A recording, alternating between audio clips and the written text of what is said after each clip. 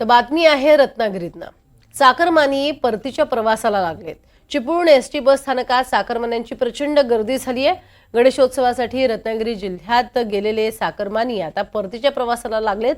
कालच 6 दिवसांच्या गौरी गणपतीचं विसर्जन एकत्र झालं आणि त्यामुळे आता मुंबई, पुणे, कल्याण, डोंबिवली, विरार, नालासोपारा आदी ठिकाणी जाण्यासाठी चाकरमान्यांनी बस स्थानकामध्ये मोठी गर्दी केली आहे।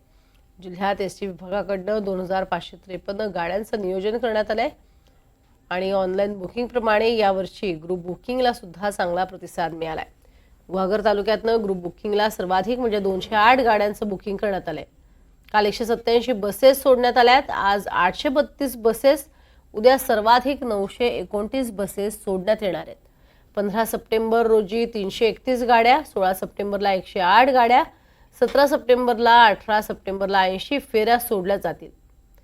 दरम्यान सध्या चिपळूण बस स्थानकामध्ये चाकरमान्यांची प्रचंड मोठी गर्दी पाहायला मिळते आणि याचा आढावा घेतलाय आमचे प्रतिनिधी राकेश गुडेकर यांनी। गणेशोत्सवासाठी कोकणात लाखोंच्या संख्येने चाकरमानी दाखल झालेले होते। काल 6 दिवसांच्या गौरी गणपतींचं विसर्जन झाल्यानंतर आता चाकरमानी परतीच्या प्रवासाला लागलेले आहेत। आपण सध्या आहोत ते चिपळूण बस स्थानक येथे आहोत आणि या ठिकाणची ही आपण परिस्थिती पाहतोय।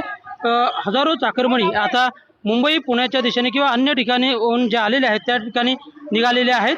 आणि विशेष म्हणजे जर आपण संपूर्ण रत्नागिरीच्या एसटी विभागाचा जर विचार केला तर 2553 फेऱ्यांचं नियोजन चाकरमान्यांच्या परतीच्या प्रवासासाठी करण्यात आलेलं आहे। काल 187 बसेस सोडण्यात आलेल्या होत्या। त्याचप्रमाणे आज जवळपास 832 बसेस रत्नागिरी जिल्ह्यातून सोडण्यात येणार आहेत। उद्या सर्वाधिक म्हणजे 929 बसेस सोडण्यात येणार आहेत। अशा जवळपास 18 तारखेपर्यंत बसेस सोडण्यात येणार आहेत। त्याचप्रमाणे 19 आणि 20 तारखेला देखील जादा गाड्यांचं नियोजन करण्यात आलेलं आहे। विशेष म्हणजे जर आपण पाहायला गेलो तर ग्रुप बुकिंगची व्यवस्था देखील करण्यात आलेली आहे आणि ग्रुप बुकिंगला सर्वाधिक प्रतिसाद हा गुहागरमध्ये लाभताना दिसतोय। आणि सध्याची आपण जर परिस्थिती पाहिली तर चाकरमान्यांची गर्दी मोठ्या प्रमाणात असल्यामुळे इथे या ठिकाणी गर्दी मोठी झालेली आहे।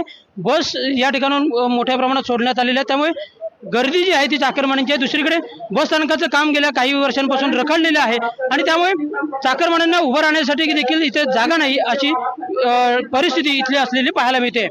राकेश गोडेकर, NDTV मराठी, चिपळूण, रत्नागिरी।